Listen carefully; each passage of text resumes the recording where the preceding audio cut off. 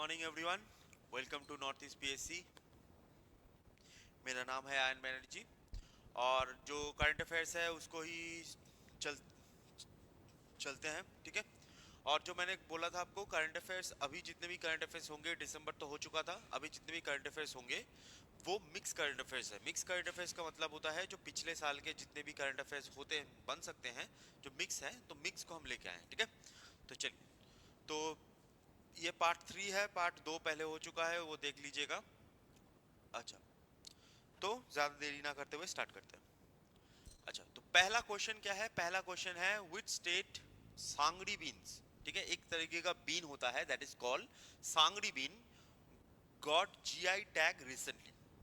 तो यहाँ पर कौन सा जो बीन होता है सांगरी बीन, तो सांगरी बीन जिसको जीआई टैग मिला हुआ है।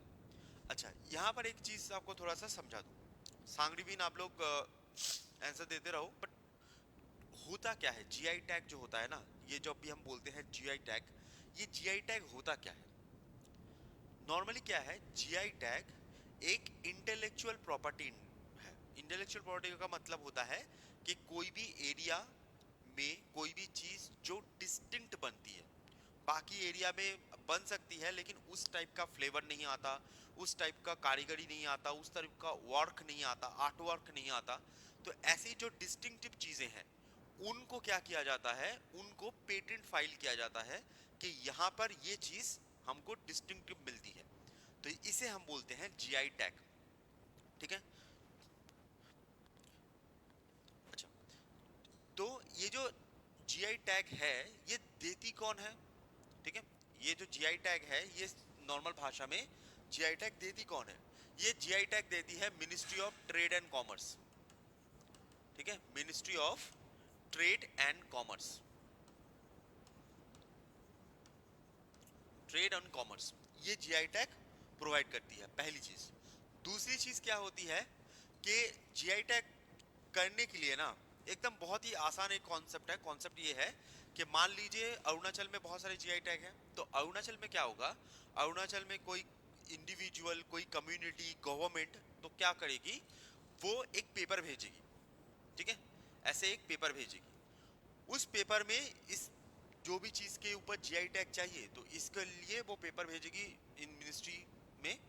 तो उसके ऊपर ये जब पेपर आएगा तो उस मिनिस्ट्री पे ऊपर क्या होगा, वो उसको रिव्यू करेंगे, स्क्रूटिनी करेंगे कि ये सच बोल रहा है कि नहीं, देख रहा है। उसके बाद क्या होगा, उसको थोड़ा सा टाइम के लिए ऑपोजिशन के लिए रखेगी। ऑपोजिशन मतलब अगर मान लीजिए आपने अपोंग के लिए भेजा है, तो ये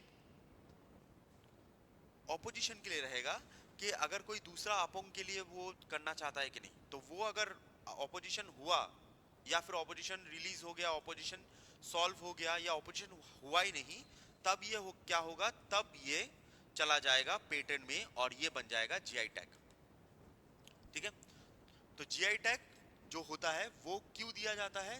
कोई भी जगह के चीजों को डिस्टिंक्ट करने के लिए। अब अगर अरुणाचल की बात करें, ठीक है, अरुणाचल की बात करें तो अरुणाचल के में आपको दिखेगा 20 जीआई टैग मिला हुआ है, ठीक है। अगर आपसे पूछा जाए कि फर्स्ट जीआई टैग किसको मिला हुआ था अरुणाचल में, तो अरुणाचल में फर्स्ट जो जीआई टैग मिला हुआ है that is known as Idu Mishmi textile, ठीक है, Wakro orange, Wakro orange and Adi apong, आदि आपोंग, ठीक है। इन तीनों को सबसे पहला जीआई टैग मिला हुआ है फ्रॉम अरुणाचल, ठीक है। 2024 25 इसमें बहुत ज्यादा जीआई टैग हुआ है और होके अरुणाचल का अभी का जीआई टैग नंबर जो है वो 90 है, ठीक है। ये चीज याद रखिएगा। और ये चीज याद रखिएगा कि इंडिया का फर्स्ट जो जीआई टैग है वो होता है आपका दार्जिलिंग, दार्जिलिंग टी, ठीक है। दार्जिलिंग टी जो है उसको 2004 में जीआई टैग मिला हुआ है, ये इंडिया का फर्स्ट है, ठीक है।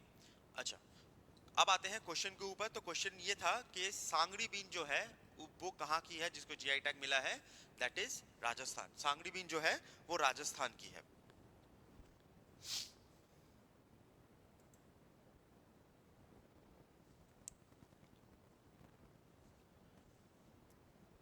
चलिए, नेक्स्ट क्वेश्चन पे चलते हैं।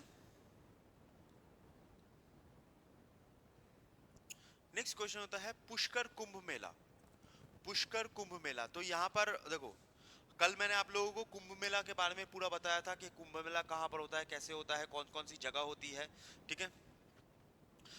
अभी रिसेंटली जो शिवास्ती कुंभ मेला होने वाला है वो कहाँ पर होने वाला है, तो एक कुंभ मेला होता है that is known as Pushkar Kumbh Mela. तो पुष्कर कुंभ मेला कहाँ पर होता है? पुष्कर कुंभ मेला होता है इन हरिद्वार। ठीक है, पुष्कर कुंभ मेला होता है इन हरिद्वार, और हरिद्वार कहाँ पर है? ये होता है आपका उत्तराखंड। ठीक है। अच्छा, यहाँ से कंफ्यूज मत होइएगा, पुष्कर कुंभ मेला की बात कर रहा है इधर। ठीक है, तो ये हरिद्वार में होता है। लेकिन अगर आपसे पूछा जाए, क्वेश्चन भी आया था कि जो पुष्कर फेयर है, ये एपीएसएसबी का क्वेश्चन है, पुष्कर फेयर, पुष्कर मेला, ये कहां पर होता है? पुष्कर मेला होता है इन राजस्थान। ठीक है, तो पुष्कर कुंभ मेला जो होगा वो होगा उत्तराखंड हरिद्वार में, एंड जो पुष्कर फेयर है, पुष्कर मेला जो है वो होता है इन राजस्थान। ठीक है, कल हमने कुंभ मेला के बारे में पूरा का पूरा देख लिया था। गुड मॉर्निंग जी, गुड मॉर्निंग एकदम। ठीक है, तो हमने पूरा कल देख लिया था कुंभ मेला को लेकर, तो यहाँ पर वही चीज आप यहाँ पर भी अप्लाई कर सकते हो। ठीक है, चलिए नेक्स्ट क्वेश्चन चलते हैं।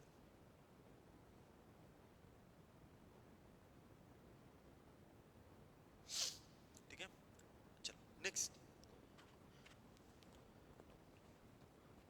मॉर्निंग तो अभी गुड है, कैसा टाइप का वेदर चल रहा है मुझे समझ में नहीं आ रहा इधर। आप कंबल डालो आपको लगेगा गर्मी, ठीक है, कंबल हटाओ आपको लगेगा ठंडा। क्या? जी, उत्तराखंड एकदम सही है। अच्छा, चलिए नेक्स्ट क्वेश्चन पे आते हैं।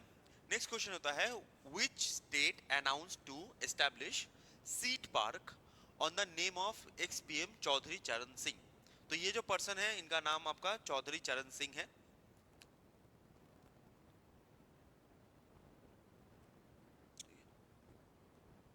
इनका नाम आपका चौधरी चरण सिंह है।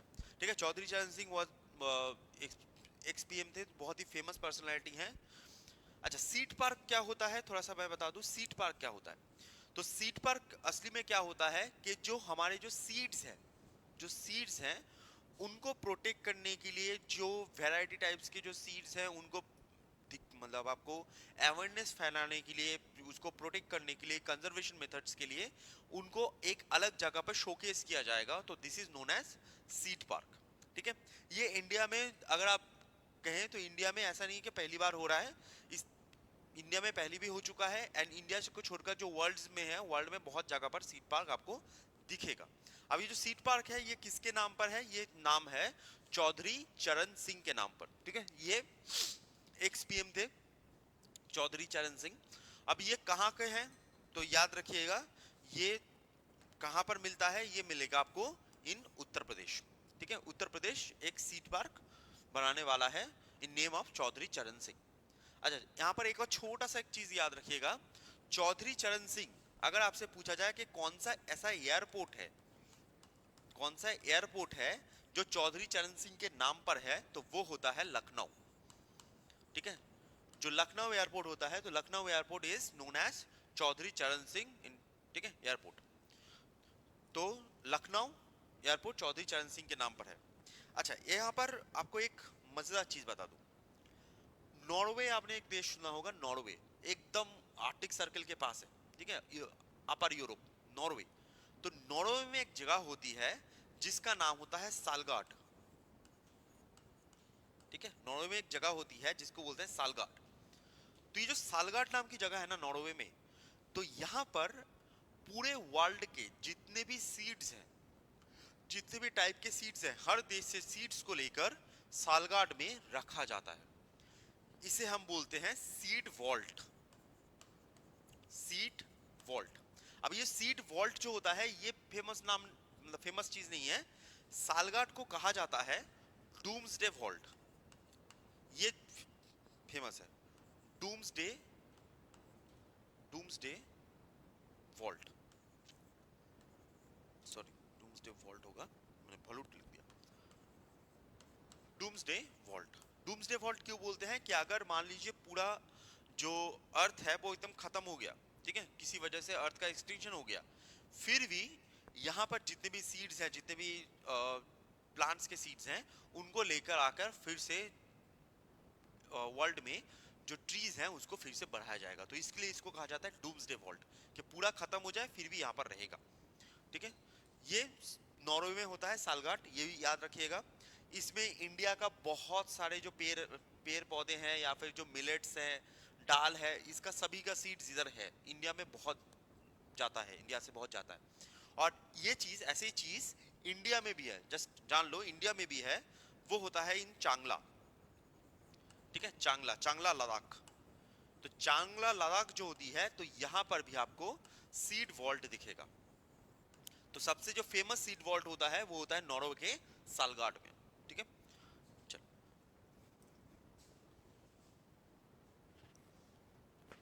यूपी जी। ओके, चलो नेक्स्ट आते हैं, नेक्स्ट आते हैं। आंसर एकदम सही है।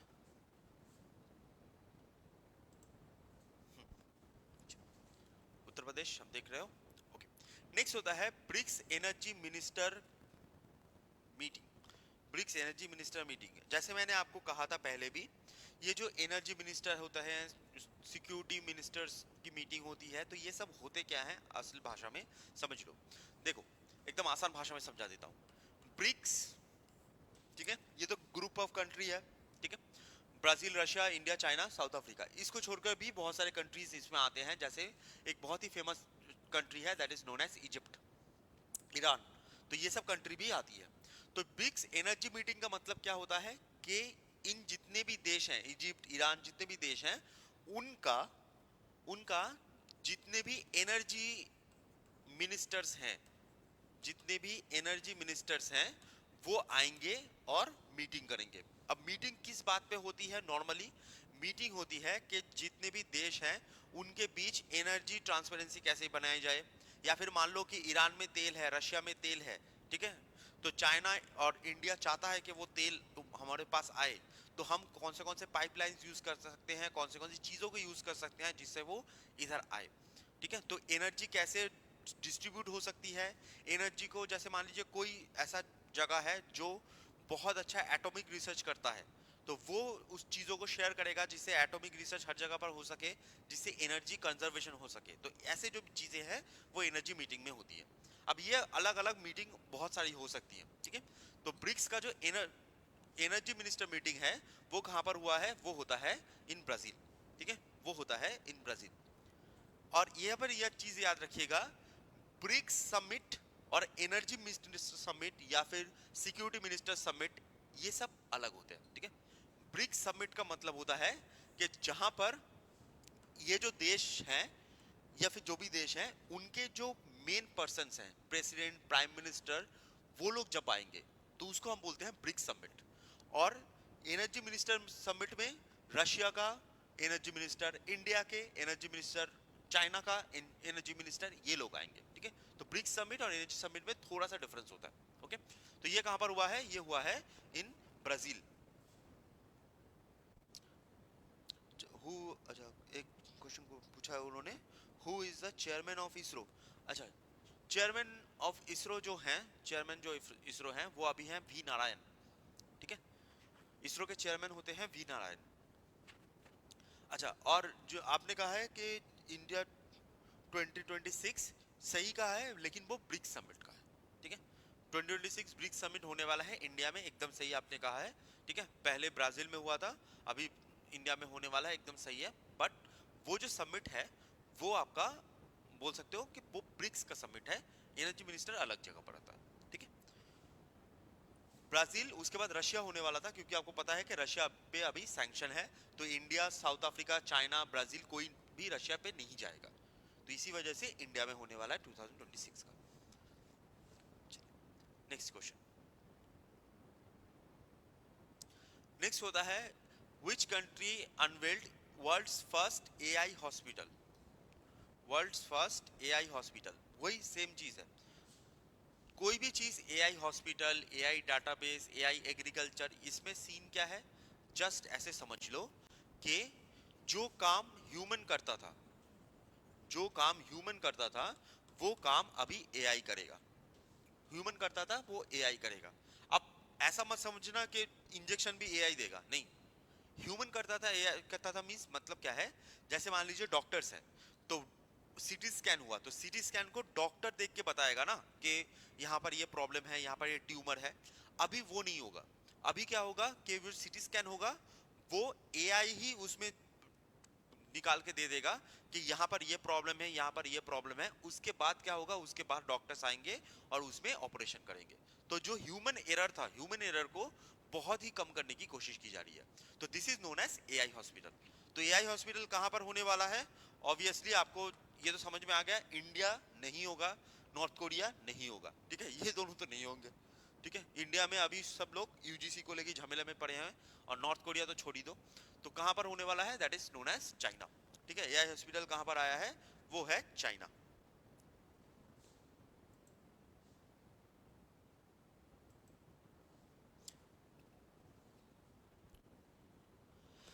ठीक है, यह हॉस्पिटल कहां पर होने वाला है? That is China. चलो नेक्स्ट।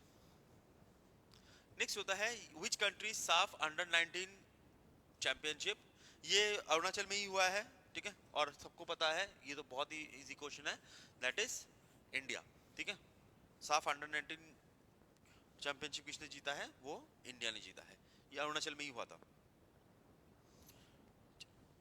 अच्छा, नेक्स्ट क्वेश्चन, ये वाला क्वेश्चन बहुत ही इंटरेस्टिंग क्वेश्चन है कि which state made the robotics syllabus compulsory for all schools. कौन से स्टेट है जिसने रोबोटिक्स, रोबोटिक्स का मतलब क्या होता है? रोबोटिक्स का मतलब होता है हाउ टू मेक रोबोट, ठीक है, how to manage robot, how to train robot, and जो रोबोटिक एप्लीकेशंस हैं वो रोबोटिक्स में आएंगे। तो ये किसने किया है?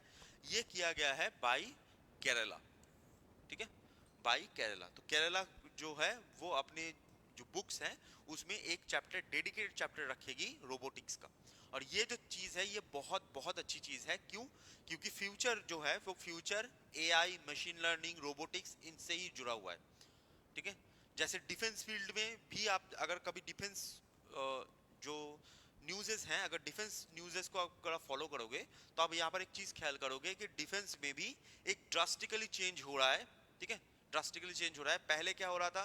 पहले जो प्लेन्स हैं, जो शिप्स हैं, वो बनाने पे ज़्यादा फोकस किया जा रहा था। अभी के टाइम पे क्या किया जा रहा है? अभी के टाइम पे ये चेंज हो रहा है टू यूएवी एंड जो आपके ड्रोन्स हैं, यूएवी एंड ड्रोन्स हैं, उन पे ज्यादा फोकस किया जा रहा है। तो ये शिफ्ट हो रहा है। यही चीज को इंडिया में केरला भी चाहता है कि जो फ्यूचर जनरेशन है वो जब पढ़ के उठे तो वो इसी चीज पे फोकस ज्यादा करे। तो ये रोबोटिक्स जो है वो केरला में लाई गई है। ठीक है, एकदम केरला एकदम सही है। अच्छा, हाँ, अच्छा, क्लास का जो टाइमिंग है भाई, क्लास का टाइमिंग बात ये है कि नॉर्मली 11 बजे से हर दिन होता है, 11 बजे से, मंडे टू फ्राइडे। ठीक है, सैटरडे नहीं होगा, मंडे टू फ्राइडे 11 बजे से। अब 11 बजे से हम बोलते हैं क्योंकि 11 बजे से कभी कभी हो नहीं पाता, 10 मिनट लेट हो जाता है, बट 11 बजे से ही स्टार्ट होने की कोशिश हम करते हैं। क्योंकि दूसरी जगह पर क्लास चलता है तो उसमें क्लास सेटअप करके आके यहाँ पर सेटअप करना होता है, तो इसी वजह से थोड़ा सा लेट होता है, बट 11 बजे से होगा। ओके, चलिए। हाँ, चाइना है, केरला, केरला जी, एकदम। नेक्स्ट क्वेश्चन पे चलते हैं। अच्छा, नेक्स्ट होता है which government launched India's first vistadome, India's first vistadome जंगल सफारी ट्रेन। विस्टाडोम जंगल सफारी ट्रेन। ठीक है, देखो ये होता क्या है पहले समझा देता हूँ। एक कॉन्सेप्ट होता है, ठीक है, एक होता है रिवर्स जू कॉन्सेप्ट। ठीक है, रिवर्स जू, रिवर्स जू कॉन्सेप्ट क्या होता है, या फिर रिवर्स क्या बोलते हैं, जूटोनिक जो थिंग होती है, ये होता क्या है? नॉर्मली क्या होता है, जैसे आप जू में जाओगे तो जू में क्या होगा, जो जानवर है वो कैद में रहता है, आप बाहर रहते हो। ठीक है, आप बाहर रहते हो, कैद में रहता है, आप बाहर रहते हो, आप जानवर को देखते हो। रिवर्स जू या रिवर्स जो कंजर्वेशन कॉन्सेप्ट क्या है कि आप जो है आप गाड़ी में रहोगे, आप गाड़ी में रहोगे और जो एनिमल्स हैं उनको खुला छोड़ दिया जाएगा, मतलब जो जंगल है जंगल में वो खुला घूमेंगे, ठीक है। आप गाड़ी में रहोगे और वो खुला घूमेंगे। अब ये जो कॉन्सेप्ट है इसी कॉन्सेप्ट को थोड़ा सा आगे बढ़ाया गया है। जैसे मान लो ये ट्रेन है, ठीक है, ऐसे डब्बे ट्रेन है, और जो लास्ट वाला डब्बा है या फिर कहीं पर डब्बा है, यहाँ पर आयरन ना लगा के यहाँ पर क्या किया जाएगा, यहाँ पर जो आपका फाइबर है, ठीक है, हार्ड फाइबर या फिर आपका जो ग्लास है वो लगा दिया जाएगा। जो ट्रेन है तो ट्रेन के साइड में क्या होगा, ऐसे ग्लास लगा दिया जाएगा, यहाँ पर आयरन नहीं होगा, ठीक है, लोहा नहीं होगा, ग्लास लगा होगा। अब ग्लास लगाने से क्या होगा, जब ट्रेन जंगल के बीच में से आहिस्ता आहिस्ता आहिस्ता गुजरेगी तो आप ट्रेन के अंदर बैठ के ही जो जंगल है, जंगल के जो जानवर हैं उसको देख सकते हो। तो this concept is known as vistadome, ठीक है, यही कॉन्सेप्ट को बोलते हैं विस्टाडोम। विस्टाडोम जंगल सफारी ट्रेन, ये किसने लॉन्च किया है, ये लॉन्च किया गया है बाय उत्तर प्रदेश, ठीक है। विस्टाडोम जंगल सफारी ट्रेन जो है वो उत्तर प्रदेश ने किया है। जी एकदम सबका सही आंसर आ रहा है, बहुत बढ़िया बहुत बढ़िया जी, दैट इज उत्तर प्रदेश। अच्छा आप यहाँ पर याद रखिएगा, जो उत्तर प्रदेश होता है तो उत्तर प्रदेश में एक ही नेशनल पार्क होता है, ठीक है, एक ही नेशनल पार्क होता है और ये पूछा भी जाता है, दैट इज नोन एज दूधवा, ठीक है। तो उत्तर प्रदेश में एक नेशनल पार्क है दैट इज दूधवा, और यहाँ से बिहार से भी एक नेशनल पार्क होता है। ये भी क्वेश्चन आ चुका है इन रेलवे कि बिहार का नेशनल पार्क का नाम क्या होता है। तो बिहार का जो नेशनल पार्क होता है उसका नाम होता है वाल्मीकि नेशनल पार्क, ठीक है, वाल्मीकि नेशनल पार्क। तो उत्तर प्रदेश में भी एक ही नेशनल पार्क है, बिहार में भी एक नेशनल पार्क है। उत्तर प्रदेश में होता है दूधवा और बिहार में होता है वाल्मीकि नेशनल पार्क। जी एकदम सही है, जिनका जिनका आंसर आ रहा है बहुत बहुत बढ़िया, ठीक है। चलिए नेक्स्ट क्वेश्चन, नेक्स्ट क्वेश्चन पे चलते हैं। अच्छा नेक्स्ट होता है विजय रूपानी, ठीक है। विजय रूपानी कुछ दिन पहले ही आपको पता होगा कि विजय रूपानी, अगर आपने न्यूज देखते हो तो विजय रूपानी एयर एक्सीडेंट में उनका भी हेलीकॉप्टर क्रैश हो गया था। और 2 दिन पहले ही जो महाराष्ट्र के डिप्टी सीएम है जिनका नाम होता है अजीत पवार, ठीक है, अजीत पवार, अजीत पवार का भी जो प्लेन है वो भी क्रैश हो गया था, ठीक है। जो प्लेन है उनका जो प्राइवेट प्लेन है, गवर्नमेंट प्राइवेट प्लेन, तो वो भी क्रैश हो गया था। और विजय रूपानी जो है वो भी क्रैश होके मर गए, मारे गए थे। तो यहाँ पर ऑब्वियसली कौन है, दैट इज नोन एज, कहाँ के थे, वो थे गुजरात के, ठीक है। ये बहुत ही डायरेक्ट क्वेश्चन है। और आपको पता होगा कि जो अरुणाचल के एक्स सीएम थे जिनका नाम था दोरजी खांडू, ठीक है, अरुणाचल के जो एक्स सीएम है उनका भी एयर एक्सीडेंट में उनकी भी डेथ हो गई। तो एयर एक्सीडेंट में विजय रूपानी की भी डेथ हुई, दोरजी खांडू जी हैं उनका भी डेथ हुआ है, और रिसेंटली अजीत पवार, ठीक है, रिसेंटली अजीत पवार, तो अजीत पवार जो हैं इनकी भी डेथ हुई है, ठीक है। चलिए नेक्स्ट, हाँ गुजरात एयर इंडिया क्रैश,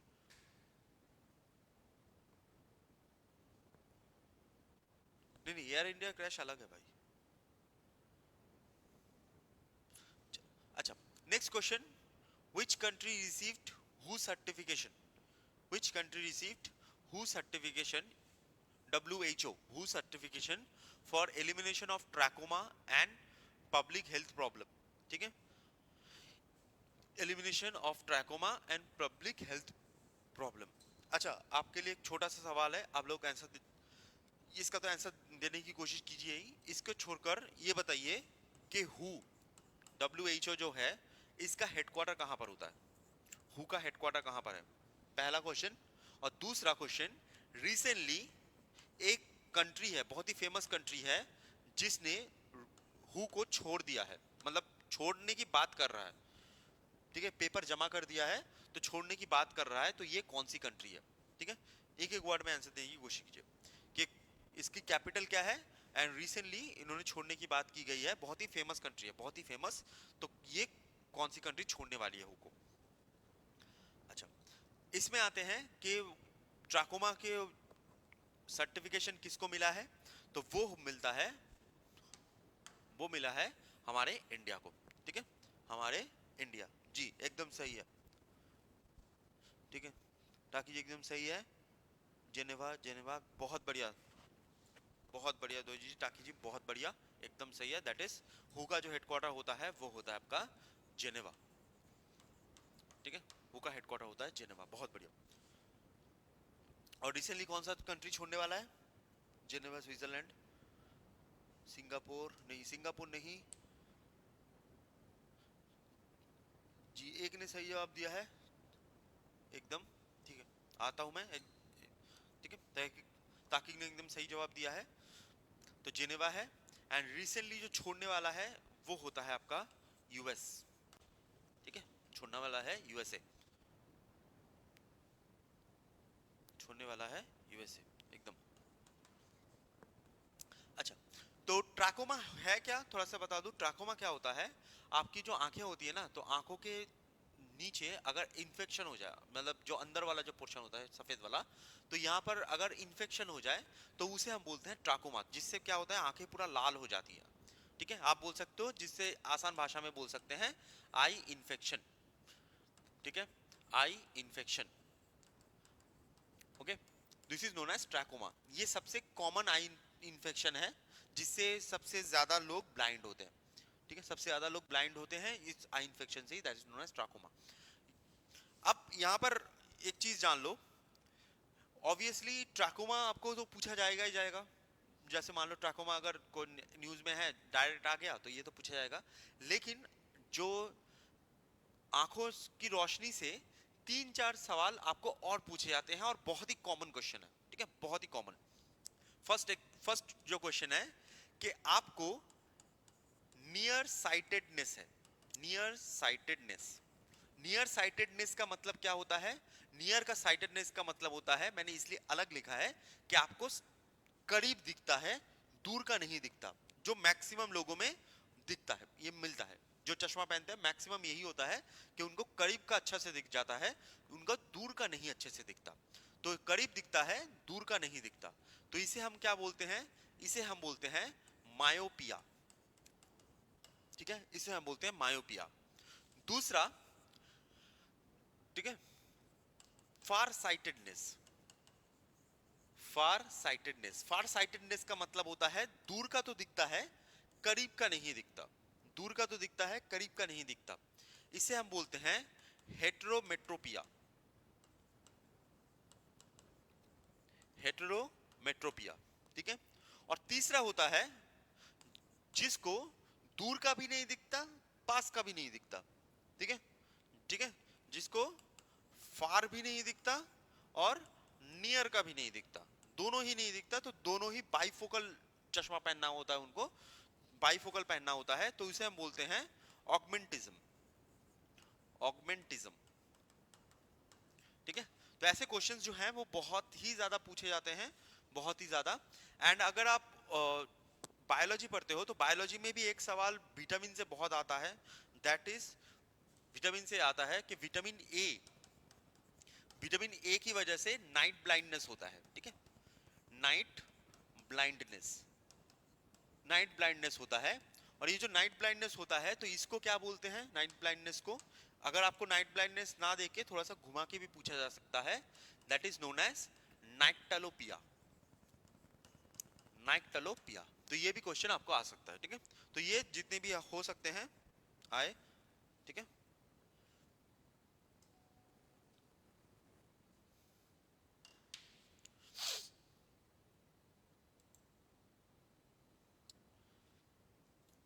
जी,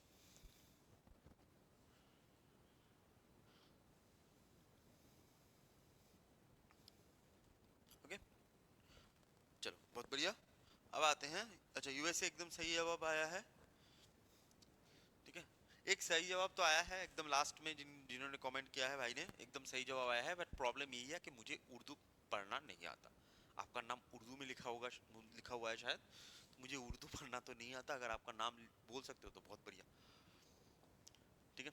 चलो नेक्स्ट, नेक्स्ट आता है कि which state government is going to establish international sugar cane research centre. तो कौन सी स्टेट गवर्नमेंट है जो international sugar cane research centre को बनाने वाली है? इसका जवाब देने की कोशिश कीजिए।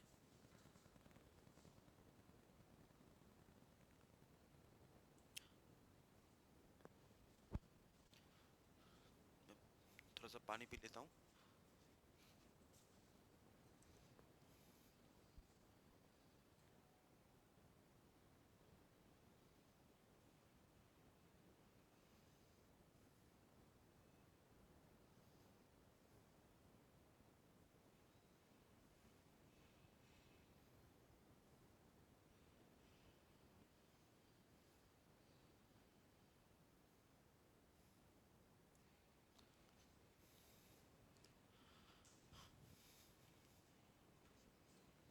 बिहार। जी।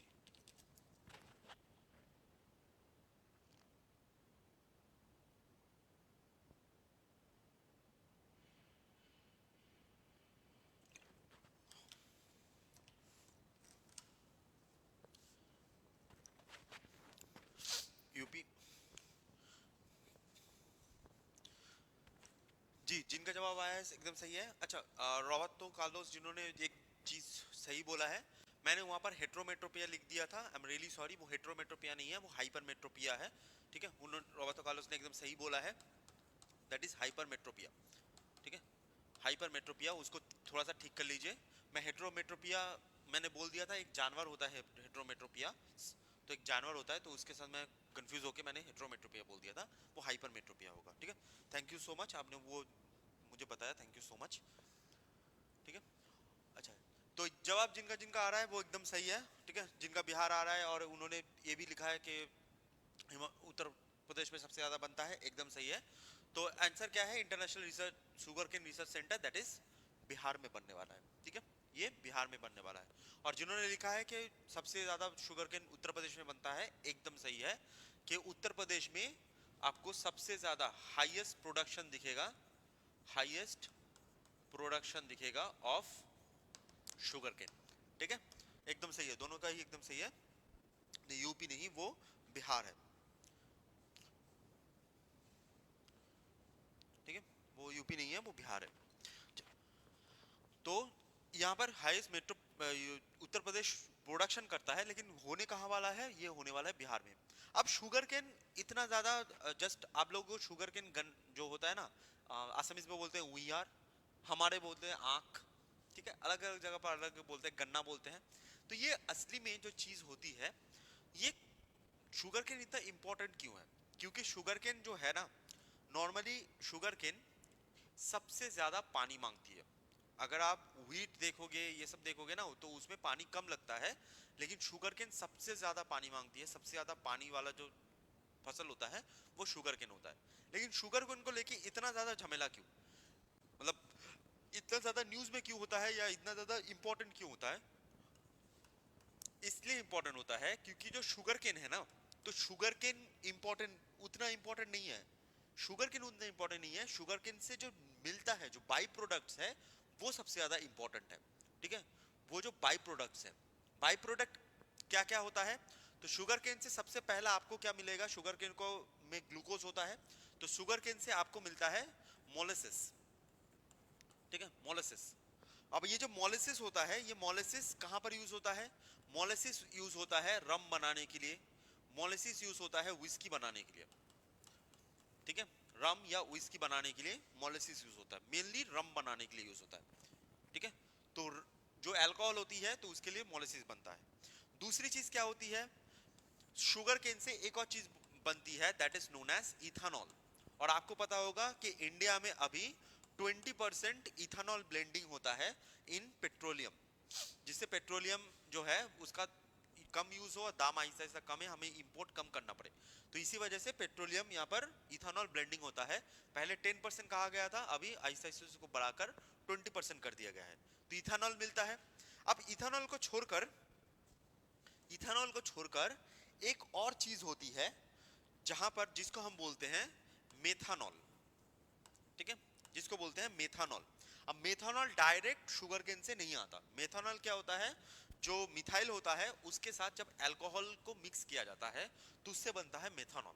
ठीक है, तो ये जो अल्कोहल जो पोर्शन है, अल्कोहल वाला पोर्शन है, वो इसके साथ जब मिल जाएगा तब बनता है मिथेनॉल। और मिथेनॉल काम कहां पर करता है? मिथेनॉल आपको मोस्टली दिखेगा इन प्लास्टिक, ठीक है, जो प्लास्टिक बनाने में मिथेनॉल का यूज होता है। जो बाकी जो चीजें हैं, छोटी छोटी चीजें हैं, जैसे मान लीजिए आपका रोड बनाना है, पिच बनाना है, तो उसमें मिथेनॉल का यूज होता है। मेडिसिन बनाने हैं, उसमें मिथेनॉल का यूज होता है। तो इसी वजह से शुगर केन इतना ज्यादा फेमस है। ऐसा नहीं कि ऐसे ही मुंह उठा के, ये उतना इंपॉर्टेंट है नहीं। इससे बाई प्रोडक्ट जो है वो बहुत ज्यादा इंपॉर्टेंट है। मैं नहीं बोल रहा कि इंपॉर्टेंट नहीं है, इंपॉर्टेंट है, बट इनके हिसाब से उतना इंपॉर्टेंट नहीं है, ठीक है। चलिए नेक्स्ट क्वेश्चन, ठीक है, नेक्स्ट क्वेश्चन पे चलते हैं। अच्छा, which become the India's first fully literate state? fully literate state, obviously ये तो आप लोगों को पता ही होगा ये वाला, ठीक है। तो अगर फुल्ली लिटरेट स्टेट का मतलब है कि 100%, 100% वो लिटरेट स्टेट का मतलब क्या होता है? लिटरेट स्टेट का मतलब होता है कि 100% जो पर्सन है वो लिख पाता है, ठीक है। जानता है, इट्स नॉट इम्पोर्टेंट। जानता है इंपॉर्टेंट नहीं है। जैसे मान लीजिए बहुत सारे आप में से हैं जो अपनी जो ट्राइबल लैंग्वेज है वो आप लोग बोल सकते हो, ठीक है। बहुत सारे मैक्सिमम जो लोग हैं वो अपनी ट्राइबल लैंग्वेज को बोल सकते हैं। लेकिन आप में से बहुत सारे ऐसे लोग हैं, यहाँ पर स्टूडेंट्स भी आते हैं, जो अपने ट्राइबल लैंग्वेज को लिख नहीं पाते। तो जो लिख नहीं पाते, सिर्फ बोल सकते हैं, लिख नहीं पाते, तो उसको हम लिटरेट नहीं मानते, ठीक है। तो जो लिख पाता है वो ही लिटरेसी होती है। ओके जी, तो एकदम सही जवाब आया है, एकदम सही जवाब आना स्टार्ट भी हो चुका है, बहुत बढ़िया। दैट इज नॉर्थ ईस्ट का ही स्टेट है मिजोरम, ठीक है। तो मिजोरम 100% लिटरेसी या लिटरेट स्टेट बन चुका है, ठीक है, मिजोरम। मिजोरम की कैपिटल जो होती है वो होती है आइजॉल। एंड मिजोरम में एक माउंटेन होता है जिसको हम बोलते हैं लूसाई माउंटेन्स। ये क्वेश्चन आ चुका है कि कौन सा माउंटेन होता है मिजोरम में। तो मिजोरम में होता है आपका लूसाई माउंटेन, ठीक है, मिजोरम में होता है लूसाई माउंटेन। चलो नेक्स्ट, नेक्स्ट होता है कामिल इद्रिस। ये वाला जो क्वेश्चन है ये बहुत ही डायरेक्ट क्वेश्चन है। कामिल इद्रिस कहाँ के बने हैं?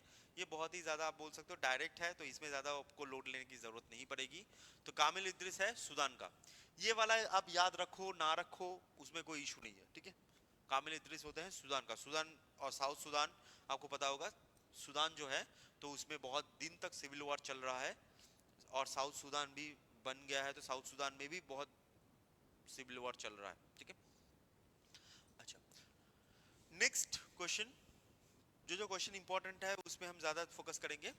नेक्स्ट क्वेश्चन है which organisation adopted first ever global pandemic treaty? Global pandemic treaty, ये वाला क्वेश्चन इंपॉर्टेंट है, ये वाला क्वेश्चन मार्क करके रखिएगा, ठीक है, ये वाला क्वेश्चन मार्क कर लीजिएगा। ग्लोबल पैंडेमिक ट्रीटी, तो ग्लोबल पैंडेमिक देखो, असली में ग्लोबल पैंडेमिक ट्रीटी है क्या, एकदम आसान भाषा में बता देता हूँ। अच्छा, इसका आंसर क्या होता है? आंसर कोई बता सकता है? इसका आंसर क्या है? इसका आंसर होता है हु, WHO, ठीक है। तो ग्लोबल पैंडेमिक ट्रीटी क्या में क्या होती है? अब ये जो ग्लोबल पैंडेमिक ट्रीटी है ना, ग्लोबल पैंडेमिक ट्रीटी है, जस्ट याद रखिएगा, ये एडॉप्टेड है, ठीक है। एक चीज बता दूं, ये एडॉप्टेड है, एडॉप्टेड, अभी तक ये फोर्स में नहीं आई है। जब आज हम देख रहे हैं एज पर द 30 जनवरी 2026, 30 जनवरी 2026 में जब देख रहे हैं तो ये फोर्स में अभी तक नहीं आई है, ये एडॉप्टेड है। जो 60 कंट्रीज हैं वो 60 कंट्रीज के जो लेजिस्लेचर है वहां से रेटिफाई होना होता है, मतलब वहां पर पास होना होता है। जैसे मान लीजिए इंडिया अगर रेटिफाई किया है तो इंडिया के पास आएगा, लोकसभा पास होगा, राज्यसभा पास होगा, प्रेसिडेंट के पास जाएगा, पास होगा, देन वहां पर रेटिफाई हो जाएगा, ओके। तो ये एडॉप्टेड है, अभी तक रेटिफाई नहीं हुआ है, तो फोर्स में नहीं आया है। अब ग्लोबल पैंडेमिक ट्रीटी असली में है क्या? ये ट्रीटी असली में ये है कि जितने भी वैक्सीन हैं, ठीक है, वैक्सीन है या ड्रग है, वैक्सीन है, ड्रग है, इसको एज अ स्टोर में रखा जाएगा, स्टोर में रखा जाएगा फॉर फ्यूचर पैंडेमिक्स, ठीक है, स्टोर में रख दिया जाएगा फॉर फ्यूचर पैंडेमिक्स। अगर पैंडेमिक आया जो कोविड 19 के साथ हुआ था वो चीज ना हो। और यहां पर एक और चीज कहा गया है कि 20% जो ड्रग है, 20% ड्रग है उसको डोनेट करना पड़ेगा, उसको डोनेट करना पड़ेगा टू WHO। 20% ड्रग है, 20% ड्रग किसका ड्रग? 20% जो उसको बना रहा है, जो मेकिंग कर रहा है, जो बना रहा है, वो अपना 20% जो ड्रग है, अगर मान लीजिए 100 यूनिट इंडिया ने बनाया है तो उसका पूरा का पूरा 20 यूनिट उनको WHO में रखना पड़ेगा, WHO में देना पड़ेगा। WHO के लिए 10% और जो डेवलपिंग नेशंस हैं जो पैसा नहीं है उतना अच्छे से बना नहीं पाए उनके लिए 10% ये उनको रखना पड़ेगा। ये होता है ग्लोबल पैंडेमिक ट्रीटी। अब यही चीज जो है, ये जो 20% डोनेट करना पड़ेगा, यही चीज कंट्रोवर्सी भी बनी हुई है। क्यों? क्योंकि कोई भी देश, कोई भी कंट्री ने पैसा लगाकर वो वैक्सीन बनाया है, पैसा लगा के रिसर्च किया है, और अगर वो सीधा सीधा WHO को डोनेट कर दे, डोनेट मतलब आपको पैसा नहीं मिलेगा, आप डोनेट कर दो, ठीक है, डोनेट कर दो, तो डोनेट करने में प्रॉब्लम क्या है कि उनका जो पैसा लगाया हुआ है वो पैसा उठेगा कैसे? 20% तो उनका बेकार ही चला जाएगा। तो इसी वजह से क्या हो रहा है, इसी वजह से इसको लेके थोड़ा सा कंट्रोवर्सी भी है इन ग्लोबल पैंडेमिक ट्रीटी। ठीक है जी, हु एकदम सही है, एकदम हु एकदम सही है। ओके, चल नेक्स्ट क्वेश्चन पे चलते हैं। ये WHO है। ओके, एकदम अच्छा। नेक्स्ट होता है which state government has launch Indira Saurgiri, ठीक है, जाला विकसम। ये वाला जो क्वेश्चन होता है, ये वाला जो क्वेश्चन है ये बहुत ही डायरेक्ट क्वेश्चन है। अटक क्यों रहा है भाई, हर दिन अटक क्यों जाता है? चल, तो ये क्वेश्चन क्या है? इंदिरा इंदिरा सौरगिरी जल विकसम, सिंपल भाषा में ये क्या है? ये आपका वाटर ट्रीटमेंट से रिलेटेड है, ठीक है, वाटर ट्रीटमेंट। बहुत ही ज़्यादा डायरेक्ट क्वेश्चन है। ये कहाँ पर किया गया है? ये किया गया है इन तेलंगाना। और मैंने आपको जब भी पानी से जुड़ा हुआ जो भी चीज़ बोला है कि पानी से बहुत सारे स्कीम्स चलती हैं, पहले भी बोला हुआ है, तो आप पहले जो स्कीम्स आपको पता है वही चीज़ यहाँ पर भी आप अप्लाई कर सकते हो, ठीक है। नेक्स्ट क्वेश्चन,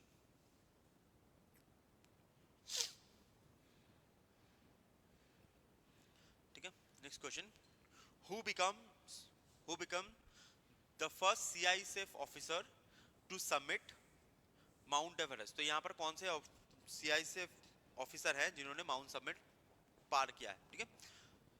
अब ये माउंट सबमिट किसने पार किया है? ये थोड़ा सा टफ क्वेश्चन है, दैट इज गीता समोता ने, ठीक है।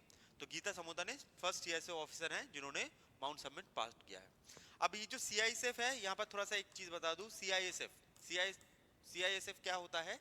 ये हमारी रिजर्व पुलिस है, रिजर्व पुलिस फोर्स है, ठीक है, रिजर्व पुलिस। अब ये जो रिजर्व पुलिस होता है ना, CISF जो होती है रिजर्व पुलिस,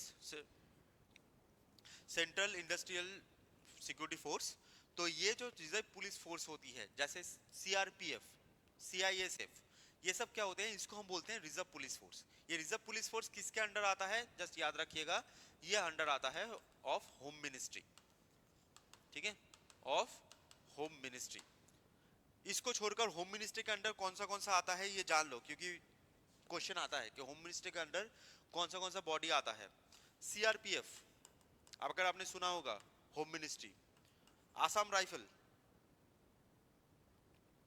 ठीक है, Assam rifle,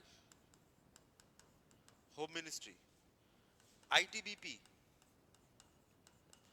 home ministry, BSF, home ministry, ठीक है,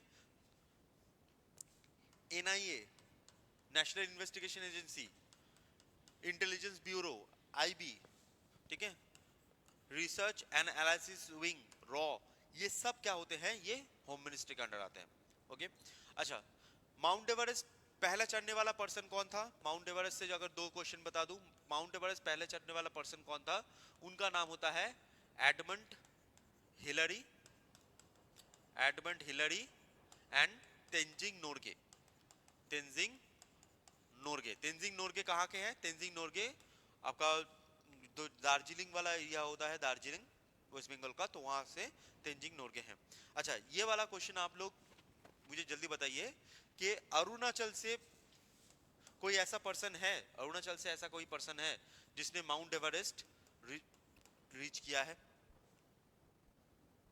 एसएसबी एक जी, एकदम एसएसबी भी है एकदम।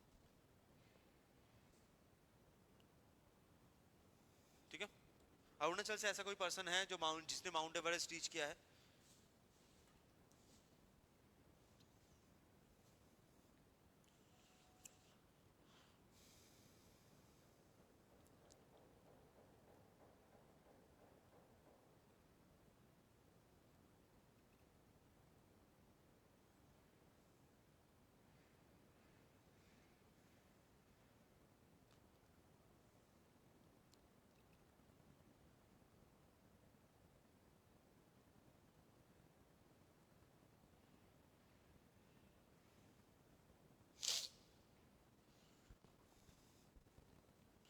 एकदम जी, बहुत बहुत बहुत बढ़िया बढ़िया आंसर आ रहा है। अच्छा, मैं ये क्वेश्चन थोड़ा सा ट्विक कर देता हूँ, थोड़ा सा ट्विक करता हूँ कि आप लोगों ने जो बोला है एकदम सही सही है कि बहुत सारे लोगों ने पार किया है। उसमें से पहला कौन है? पहला अरुणाचल से पहला पर्सन कौन बनता है जो अरुणाचल माउंट एवरेस्ट समिट करता है? पहला पर्सन कौन है अरुणाचल का पहला पर्सन?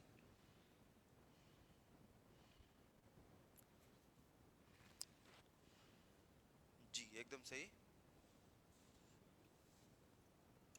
तो अरुणाचल का पहला पर्सन कौन है जो आप लोगों ने बोल रहे हो? बहुत बढ़िया बढ़िया आंसर आ रहा है, एकदम सही सही। ठीक है, तो अरुणाचल का पहला पर्सन, मैं क्वेश्चन को तो मैं ट्विक कर दिया। ठीक है, तो पहला फर्स्ट पर्सन कौन है? तो फर्स्ट पर्सन होते हैं तापी जी। ठीक है, तापी जी जो है वो फर्स्ट पर्सन है, एकदम सही जी।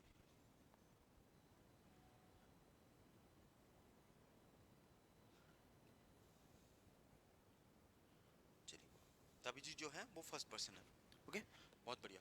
चलो नेक्स्ट क्वेश्चन। अब जब भी ये सब वर्ड आता है ना, और जब भी वर्ड आएगा तब ये क्वेश्चंस जो हैं ये भी बहुत इंपॉर्टेंट। ठीक है, क्वेश्चन जो है ये बहुत इंपॉर्टेंट क्वेश्चन बन जाते हैं as per the Arunachal is concern. ठीक है, तो ऐसे जो क्वेश्चंस हैं तो ये क्वेश्चंस अरुणाचल में बहुत पूछे जाते हैं। चलिए नेक्स्ट क्वेश्चन होता है 78th world health assembly. World health assembly कहां पर हुआ है? 78th वर्ल्ड हेल्थ असेंबली कहां पर हुआ है?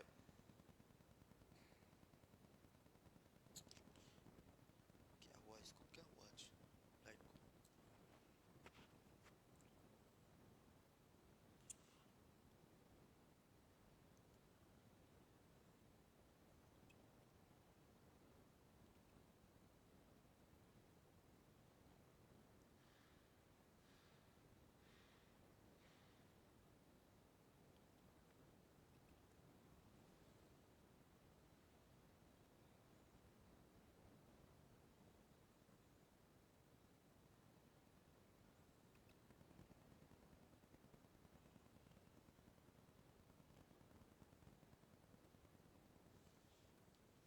ठीक है, जेनेवा, एक जी, एकदम सही। That is first. World health assembly कहाँ पर हुआ है? वर्ल्ड हेल्थ असेंबली हुआ है जेनेवा में।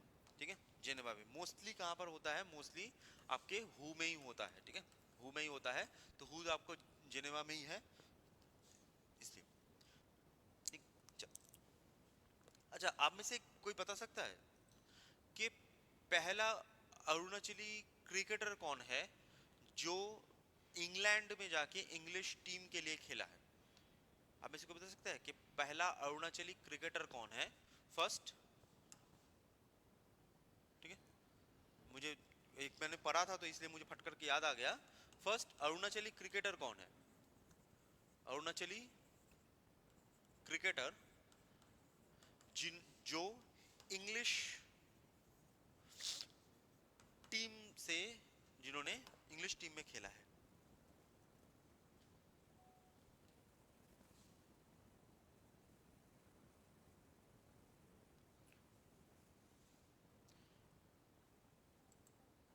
जी भाई आग लगा के रखे हो क्या, एकदम सही। तो फर्स्ट इंग्लिश टीम में खेलने वाले जो पर्सन ना होते हैं दैट इज नोन एज तेजी दौड़िया। बहुत बढ़िया। नेक्स्ट क्वेश्चन पे चलते हैं। अच्छा, नेक्स्ट होता है करणी माता टेम्पल। करणी माता टेम्पल, ये रिसेंटली न्यूज में था, करणी माता टेम्पल। तो करणी माता टेम्पल कहां पर है?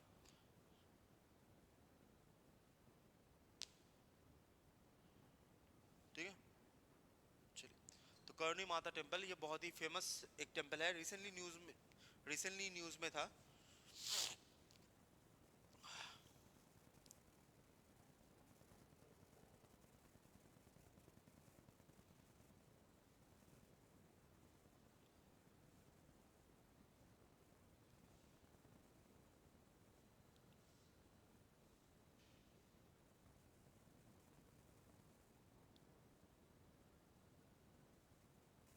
ठीक है, तो करणी माता टेम्पल कहां पर है? करणी माता टेम्पल इस राजस्थान। रिसेंटली क्या होता है, रिसेंटली एक यूनिक स्पिरिचुअल क्या बोलते अरेंजमेंट होता है। तो जो स्पिरिचुअल अरेंजमेंट होता है वो थोड़ा सा अलग है कंपेयर टू बाकी जो है। तो इसी वजह से यहाँ पर ये न्यूज़ में था। मैं बहुत ज़्यादा डीप में नहीं जा रहा, वो है राजस्थान। ठीक है, नेक्स्ट होता है कि तपन डेका। तपन डेका ये जो पर्सन है, ठीक है, ये तपन डेका कौन से एक्सटेंशन का यहाँ पर डायरेक्टर हैं? तपन डेका ये नाम बहुत ही कॉमन नाम है।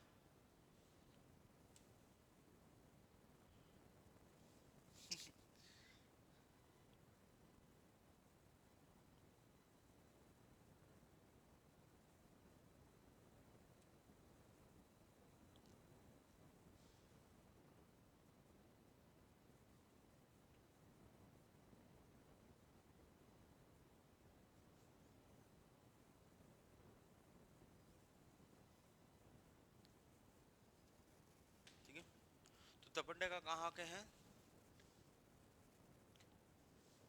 तो तपन डेका होते हैं इंटेलिजेंस ब्यूरो, आईबी। अच्छा, यहाँ पर एक छोटा सा जस्ट चीज बता दूं, देखो, एक होता है बॉडी एनआईए, एक होता है आपका आईबी। दोनों में डिफरेंस क्या होता है एनआईए एंड आईबी? एनआईए काम क्या करता है? एनआईए करता है कि जो इंडिया है प्लस जो आउटर कंट्रीज है, ठीक है, आउटर कंट्रीज से अगर कोई थ्रेट, आउटर कंट्री जो थ्रेट होती है, जैसे मान लीजिए बाहर से कोई इंडिया में आया है, पाकिस्तान से आया है, अफगानिस्तान से आया है और इंडिया में टेररिज्म करना चाहता है, तो वहां पर फोकस करती है एनआईए। आईबी क्या करती है? आईबी करती है कि जो डोमेस्टिक है इंडिया के अंदर, अगर इंडिया के अंदर से कोई कुछ करना चाहता है, जो डोमेस्टिक वाला पोर्शन है, तो वो आईबी संभालती है। ठीक है, एनआईए एंड आईबी। जी हाँ, खेला, उन्होंने खेला है अरुणाचल से, एकदम अरुणाचल से खेला है। और ऐसे टाइप के जो क्वेश्चंस हैं आपको याद रखने पड़ते हैं। ठीक है, अरुणाचल से जो फर्स्ट पर्सन जो हुए हैं ना, उनका क्वेश्चंस बहुत इंपॉर्टेंट होता है, तो उन पे थोड़ा सा आपको फोकस करना ही पड़ेगा। ठीक है, चलिए लास्ट क्वेश्चन चलते हैं। लास्ट क्वेश्चन के which state forest department has reported 32 increase in Asiatic lion in last 5 years. Obviously Asiatic lion की जब बात हो रही है, एशियाटिक लायन की जब बात हो रही है, तो एशियाटिक लायन आपको कहां पर मिलेगा? एशियाटिक लायन, ये अब अगर आप ये वर्ड्स पढ़ रहे हैं ना तो सब समझ जाओगे एशियाटिक लायन कहां पर मिलता है। तो एशियाटिक लायन मिलता है इन गुजरात। तो गुजरात में आपको 32% जो एशियाटिक लायन है उसका इंक्रीज देखने को मिला है।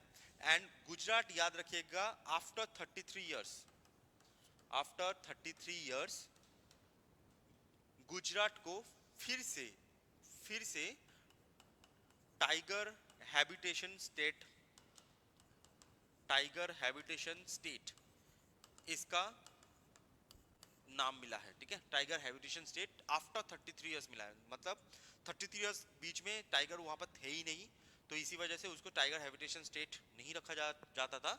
अभी फिर से 33 इयर्स में 2025 में ही उसको टाइगर हैबिटेशन स्टेट बनाया गया है। ठीक है जी, गुजरात एकदम सही, गुजरात गुजरात एकदम सही है, बहुत बढ़िया। ठीक है, तो एशियाटिक लायन कहां पर 32% इंक्रीज हुआ है? इन गुजरात। ओके, चलिए, तो आज के लिए हम इतना ही रखते हैं, और कल जो क्लास नहीं होता है आपका, मंडे से फिर से जो करंट अफेयर्स है, मिक्स करंट अफेयर्स है, वो कंटिन्यूअस चलता रहेगा। आप लोग अच्छे से पढ़ते रहिए और अच्छे से फोकस कीजिए, ठीक है। Thank you so much. चलिए नेक्स्ट डे मिलते हैं।